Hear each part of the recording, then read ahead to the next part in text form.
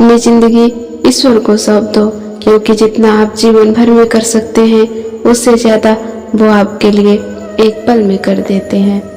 जब दर्द खुद सहना है तो किसी को बताकर तमाशा क्या करना।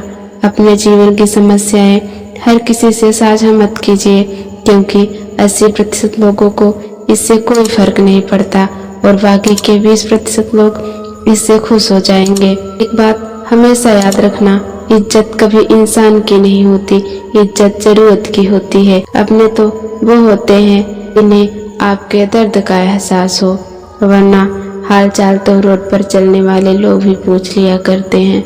मुसीबतें रुई से भरे थैले की तरह होती है, देखते रहोगे तो भारी लगेंगी, उठा लोगे तो हल्की लगेंगी।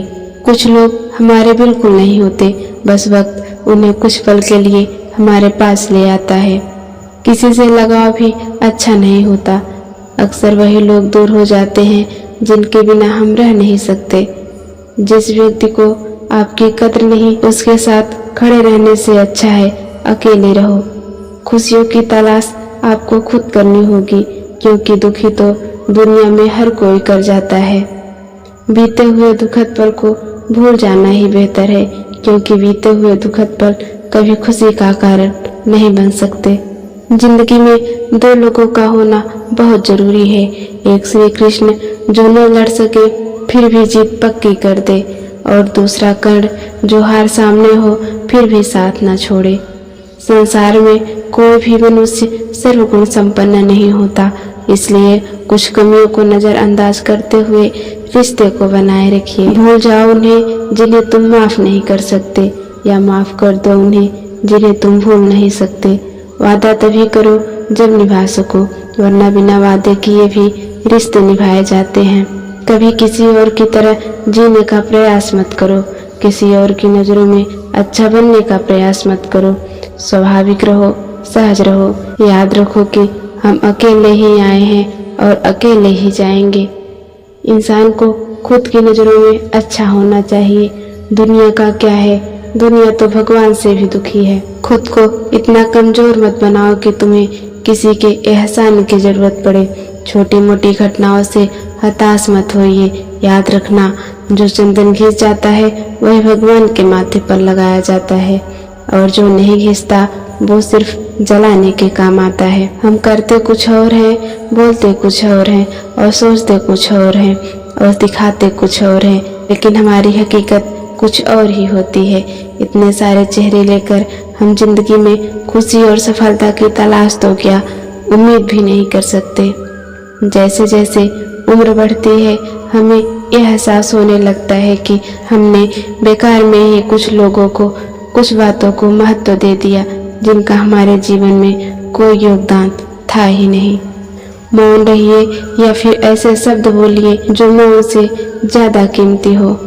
कुछ बातें ऐसी होती हैं जिन्हें बोलने वाला व्यक्ति बोलकर भूल जाता है, मगर सुनने वाले इंसान की मन में वो तीर की तरह हमेशा चुभती रहती है। जीवन में आधा दुख गलत लोगों से अपेक्षा करने पर और बाकी का आधा दुख सच्चे लोगों पर शक करने से आता है।